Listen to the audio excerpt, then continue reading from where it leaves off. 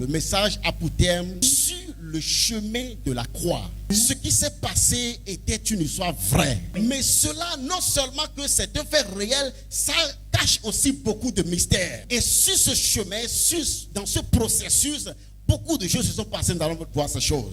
C'est l'introduction. Dans cette histoire, nous avons vu plusieurs catégories de personnes. Mais aujourd'hui, je m'en vais toucher 5 catégories de personnes. L'histoire de Jésus-Christ était une histoire réelle. Quand on l'a frappé, il a vraiment souffert. Quand on l'a poignardé, il a vraiment souffert. Quand ils ont craché sur son visage, il s'était senti humilié. À un moment donné, il était fatigué de porter la croix. Donc parmi ces catégories, il y a 5 personnes. Et la première catégorie que nous allons voir est celle-ci. Pendant que Jésus était sur le chemin pour aller sur la croix, et il y a des gens qu'on appelle des passants. Ils ont vu Jésus qui était sur la croix. Et des gens l'injuriaient. Et il y a des gens qui regardaient, qui ne disaient rien, qui secouaient leur tête. C'est comme aujourd'hui. Des gens qui injurient l'œuvre de Dieu. Des gens qui disent, laisse-les, qu'est-ce qu'ils font? Il dit qu'il veut devenir pasteur. Mais tu as vu ce qu'il est devenu. Moi, j'ai mon véhicule. Moi, j'ai ma villa. Mais lui et moi, on a fait les pains. Rien ne marche pour lui. Regarde-le, il se dit, il est pasteur. Regarde-le, il se dit qu'il est enfant de Dieu. Si tu es parmi les moqueurs, tu fais partie de la catégorie des passants. Sur ce chemin de la croix, Jésus a rencontré encore certaines personnes. La deuxième catégorie, ce sont les soldats. Quand ils voulaient le crucifier, ils ont découvert quelque chose. Ils ont dit, ça on ne va pas toucher. Oh non, ce vêtement est joli. Ce vêtement c'est sans couture. C'est cher. On ne va pas déchirer ça. Ça là, on va prendre. On va garder ça. Donc, mais on va le crucifier. Donc ce sont des gens, ils sont venus pour arracher, pour prendre ce qui est bon. Ils sont venus pour sucer le miel. Mais ils sont aussi prêts à crucifier Jésus. Ne fais pas partie de cette catégorie-là. Ne viens pas à l'église parce que tu veux quelque chose. Ne viens pas à l'église parce que tu veux un enfant. Ne viens pas à l'église parce que tu veux un emploi. Ne viens pas à l'église parce que tu veux voyager. Parce que c'est ça qui intéressait les soldats. Pour eux, c'est de voir ce qui est important là. C'est comme ça des enfants de Dieu. Ils viennent dans la maison de Dieu. Cela ne les empêche pas de désobéir à Dieu. Mais quand ils reçoivent, ils disent ça là, je vais prendre. La troisième catégorie, c'est la catégorie des Pilates. Il s'appelle Ponce Pilate. Lui, c'est un gouverneur. Parce qu'il appartient à un royaume. Et le roi est César. C'est César qui l'a établi gouverneur. Mais Pilate a cherché. Il n'a pas trouvé. Il dit, qu'est-ce que je fais? Sa femme lui a dit, fais pas ça. Cet homme, quand je dormais, j'ai vu dans le songe qui a été averti. On va mettre ta main dedans. Cet homme, dans la Bible, c'est écrit que Jésus va mourir. Mais car à ceux par qui il va mourir. Pourquoi la femme disait à Pilate, tu ne vas pas appartenir à la génération de malédiction. Pilate a pris une mauvaise décision. Ici, je laisse Jésus maintenant. Fauteuil a des problèmes.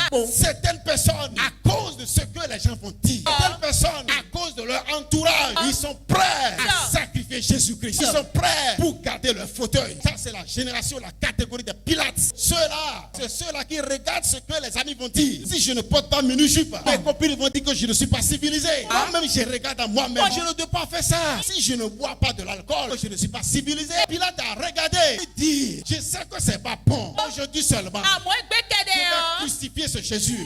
Et demain, quand notre Jésus va venir, je vais le laisser. C'est déjà trop tard. La quatrième catégorie, c'est la catégorie des sacrificateurs. Cette catégorie est proche de la dernière catégorie. Les sacrificateurs, ce sont des gens qui connaissent la parole de Dieu. Ils connaissent bien la loi de Moïse. Ils connaissent Genèse, Exode, Nombre, Lévitique, Deutéronome. Ils connaissent très bien. Ceux-là, tu ne peux pas les convaincre. Quand ils veulent prier, il faut qu'on les voit en train de prier. C'est terrible. Ils font un miracle. Il veut que les gens le regardent. Il veut que les gens les regardent. Ce sont les sacrificateurs. Ils viennent dans la synagogue. Ils prêchent l'évangile. Ils lisent la parole de Dieu.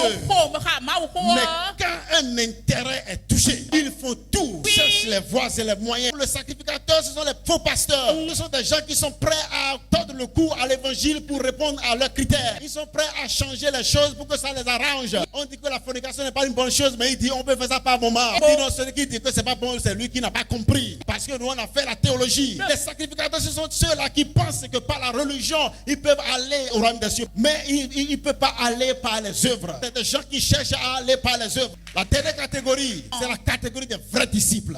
Joseph d'Arimathée, il a vu que Jésus a rendu l'âme. Il est allé voir le gouverneur Ponce Pilate. Il a dit, ce celui-là qui est en haut, on va le descendre. Et il a payé du linceul, c'est-à-dire il a payé un tissu blanc. Et Pilate lui a donné l'ordre, il dit il faut le descendre. Si vous lisez dans d'autres versions, si nous sommes des vrais disciples, nous devons être prêts à investir dans le royaume de Dieu. Et quand il a fait, son nom est écrit dans la Bible.